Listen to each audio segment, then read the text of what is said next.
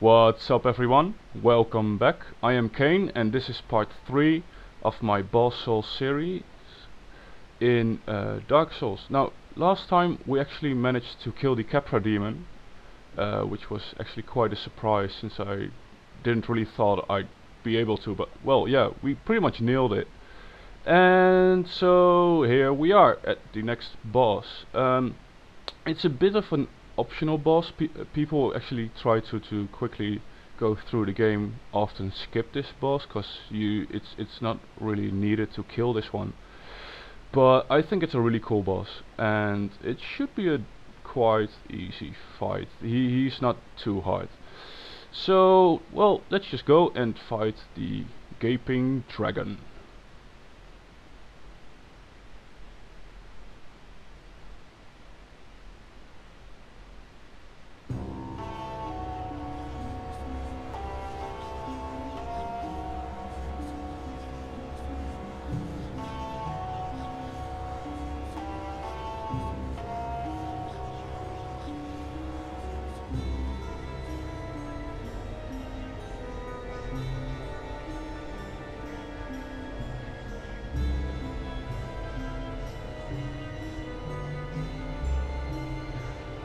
So this is the Gaping Dragon. As you can see, he looks quite impressive and quite badass. I really like him. He's one of the two only real dragons in this game, which are the Gaping Dragon, this one, and the sleeping eternal dragon guy from the dragon Covenant. Now, this fight, he's quite big. Oh, wow. Okay, that was unfortunate. On the other side, that's pretty much the biggest deal with this guy. When he slams down his head, he afterwards starts doing this charging attack, at which he just keeps running for you. If he hits a wall, he just keeps running for a while. If you then physically contact with him, he'll still do the damage, which he'd otherwise do if he'd run into you.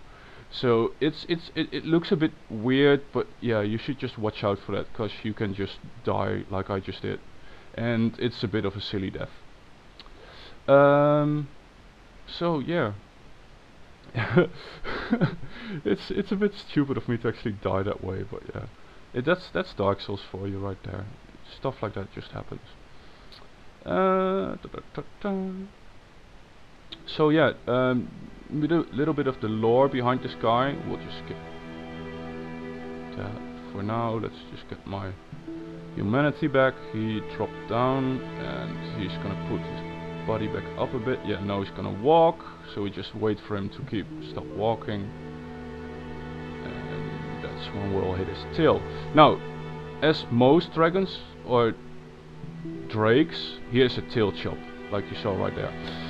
In my opinion, against the Gaping Dragon, it's really important to chop off his tail as soon as possible, since his tail swipe, his tail attack when he swipes with his tail, is one of his most scary attacks. I mean, this charge does the most damage, but it's quite easy to see when he's gonna do so, and it's quite doable to just evade it.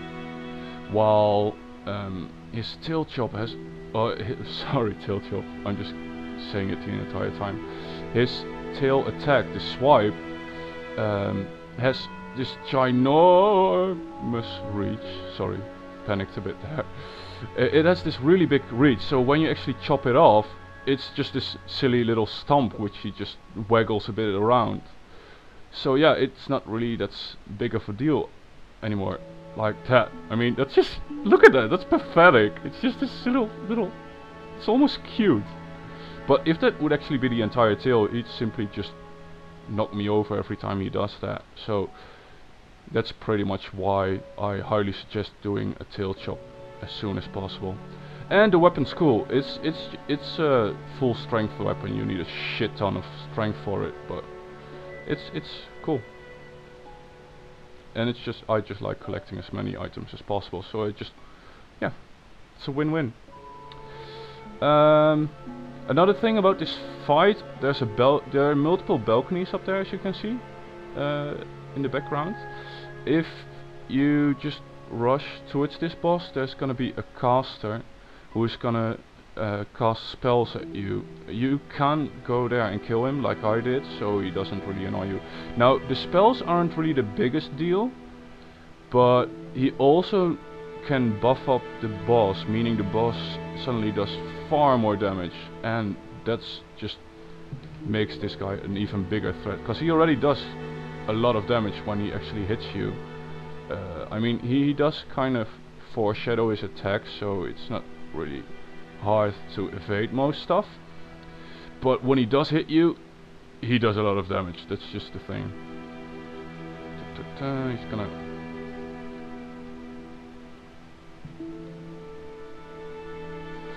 Yeah, I didn't really upgrade my weapons that much yet, so I'm not really doing that much damage. There we go. Chop. Chop. Finish it, finish it, finish it. Whoosh. So yeah, that's the Gaping Dragon for you.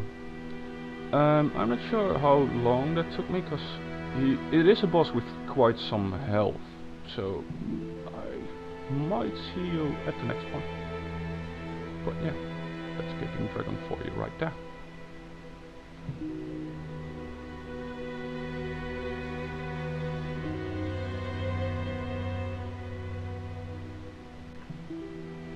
Okay, so here we are back at Firelink Shrine. I'm gonna try and show you guys how I quickly go for Quelaag. You might have seen her before in one of my other videos.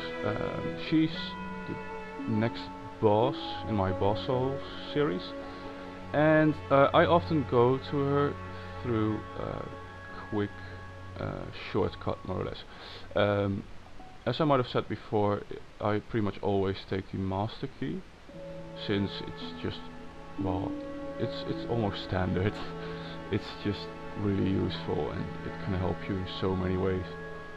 And also this way, it allows you to take a shortcut and just quickly go for Quelaag. So I'm just actually gonna show you how, when I'm just trying to quickly go through the game, how I just try to just dash right through, kill her, and go back again. So yeah, that's what I'm gonna attempt.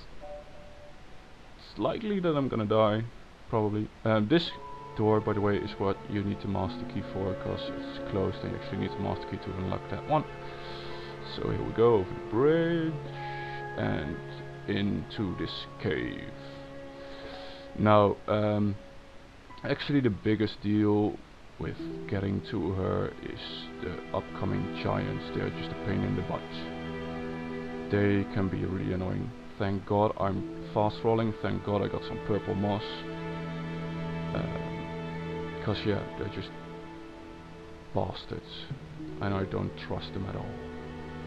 These guys, if you can get past them, you're probably safe, you're probably golden. But yeah, they sometimes just I don't know, they can act really weird. I've had some of them just fall down here instantly. Some just instantly hit you and kill you. I've even had one time that I was going down these ladders thinking I'd be fine, and one of them actually just dropped down on top of my face and just slapped the fuck out of me. So yeah, pretty much anything can happen, but I guess that's just fun of it. And here we go, down, down, down. If you're not sure where the ladders are, they are actually, there's a torch near every ladder, so that should indicate where they are. Now, if you go that way and stick to the walls, you'll get close to a bonfire. If you go this way, we'll go towards the boss. Now, a little trick: when you're running in water, you get slowed down if you claw grip. So actually hold your running button and at the same time press the button that swaps to two-handing and one-handing. You can still walk at quite a fast pace, as you can see right now, because if I wouldn't, I'd walk a lot slower, like you saw right there. Now quickly take this moss against the poison. And now we are ready to attempt and kill Quelaag. Now I still didn't really upgrade my weapons any further, so it might be that I just don't do enough damage against her, but I'm not sure, and frankly we'll just try, we'll see. If I don't screw up the dodging, I think I'll be able to do this. I've done a bit of a warming up, so yeah, we should be fine. We just killed the gaping dragon, we had some practice, let's just kick some ass.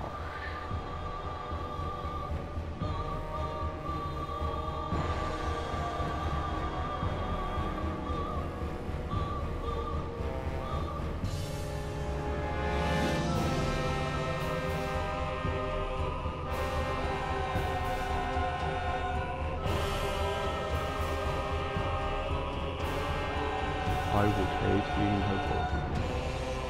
I hope he's not arachnophobe.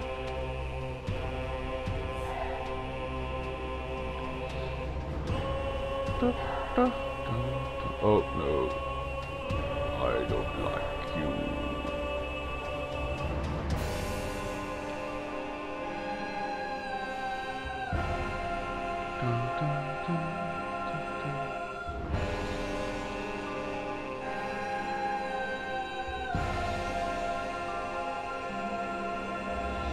Yeah, this is going fine.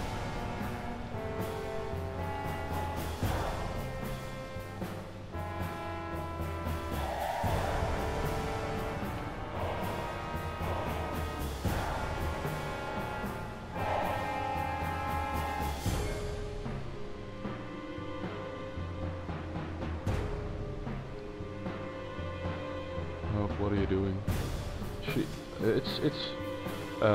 This game is a lot about foreshadowing what kind of, just foreseeing what kind of attacks are coming up, and then just trying to dodge that or block that at the proper moment. Though sometimes bosses do tend to just do a bit like starting one attack, but actually then just stop and do a different one, which can be a bit risky, especially if you're playing like I am right now, and I'm just not using any shields or whatever, just bashing through, or at least trying to. That actually went pretty well. I'm sorry that I went silent for a bit, but well, still quite hard to just keep on talking, actually properly play this game at the same time. Thing is, against Quelaag, as I might have said before, it's all about, well actually it's just the game, knowing the attacks, that's the best thing. My biggest suggestion for the entire game is take it cool the first time. Just go in there with the expectation of dying, and just be fine with it. Just go in there and check out what a boss is like, what it does, and then when you figure out what a boss is like, you can actually figure out what to do against it. So now you saw the flaming attacks. When I actually stay close to her, she'll just keep on fighting with her sword mainly, and I can actually just strafe to the side, stay a bit like underneath her spider legs, and I can just hit her and not get hit by her attacks. Though I have to be careful if I walk away from her when she moves down a bit, like curls up for the explosion. I have to be careful not to stay at long range for too long, because then she's gonna spit magma all over the fighting area. But yeah, that's pretty much it, and it's stuff you just learn by trying it out, and that's the fun of it, just trial and error. As you saw right there, we now have access into Sen's Fortress. Yay! House of Pain, it's so fun.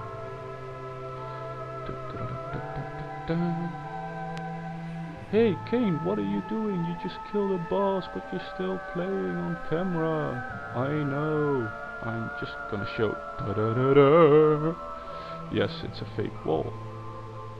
And look, it's a weird guy with a ball sack on his back.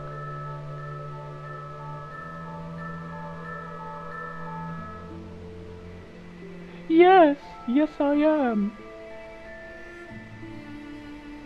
I have no eggs.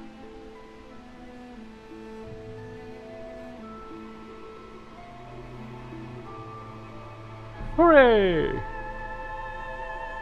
Oh, I love this guy. He's just so, I don't know, he's so funny. And he's cool at the same time.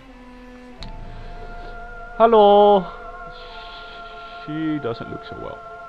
More lore stuff, I'm not gonna talk about it, at least not in my boss, sorry. I'm just gonna talk to her, blah blah blah. You can't do that.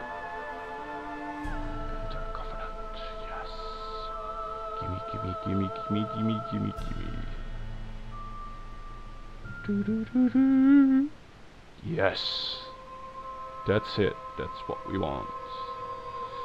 So that's it for today. Thank you for watching again. I hope you liked it. Please give me a like if you did. Share if you want to help me out with my channel. And I'll see you guys in the next one. Bye guys.